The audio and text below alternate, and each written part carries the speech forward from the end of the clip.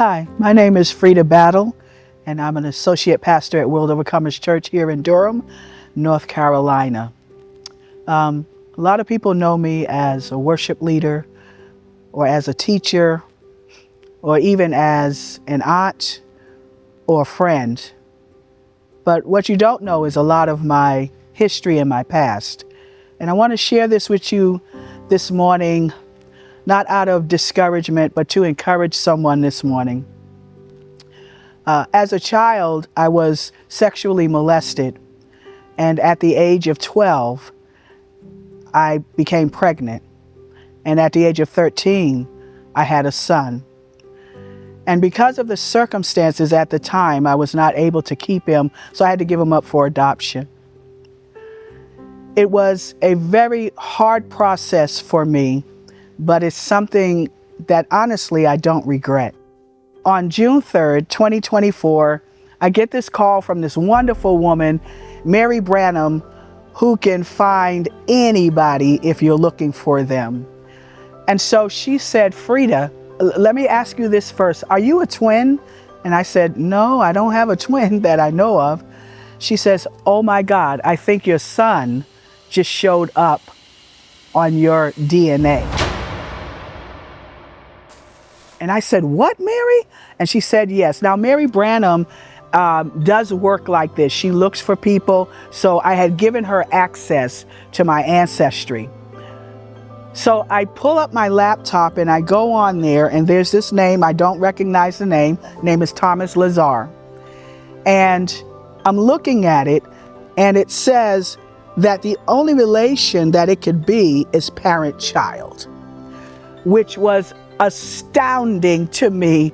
I'm gonna try not to lose it. After 53 years,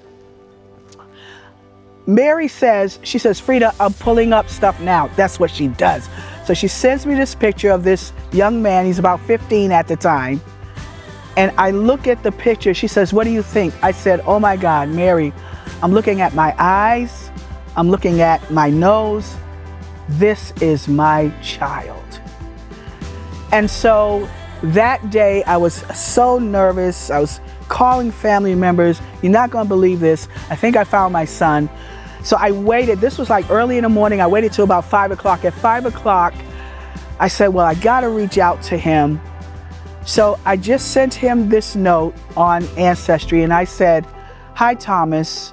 My name is Freda Battle, and you cannot understand or know the joy that I had when I saw your name show up on my DNA. And yes, I am confirming that you are my son.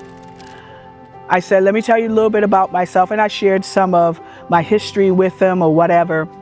And I said, I don't know if you want to have a relationship with me. And it was funny because most of the years I had not looked for him. I didn't start looking for him till about 2 or 3 years ago. And my brother would always ask me. My brother is was a child who was adopted, and he would always say to me, Freda, why don't you look for your son? Because he had just recently found his family through Mary. And so I said, well, you know, the main reason is because of the way he was conceived. I don't know how hard it would be to explain that to him. I don't know really if he would reject me. I don't know. And so I don't know if and he said to me, my brother said to me, as a foster child, I really needed to know who my family is. And he said, Freda, he could be a mayor or he could be someone sitting in jail. Do you still want to know him? I said, absolutely. So here we are. I sent him, my son, this note. If you want to, it's fine. If you don't, I understand. About 11 o'clock that night, I received a message from him. He was like, wow. He says, I'm just now seeing this and I can't believe it. And I'm going to send you the original letter that I sent you when I discovered that you were actually my mother. Dear Freda, I'm not sure just how to start this letter, so I guess I'll get right to it.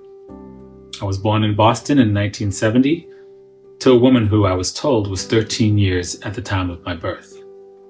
I can't imagine what it would be like barely being a teenager and having to make a decision like that. Attached is a copy of my birth certificate, pre-adoption, that I just acquired. After a little research, I came across this address and several phone numbers that didn't work, and one that did, but no one ever picked up. So, if you are indeed my birth mom, you need to know a few things. I'm not mad at you. Like I said, I can't imagine the circumstances of my creation. Was it a boyfriend? Was it assault? All I know is you could have had an abortion, but you didn't. I'm so thankful for that alone, Freda. You made the right decision. I think about how my life would have been having a mom raise me who had yet to finish puberty. How could she pay bills, finish school, buy formula? I ended up being adopted by an amazing family who provided me with just about everything I needed, including a college education. If you would like to have a conversation. In bold capital letters, the first thing he said is, I'm not mad with you.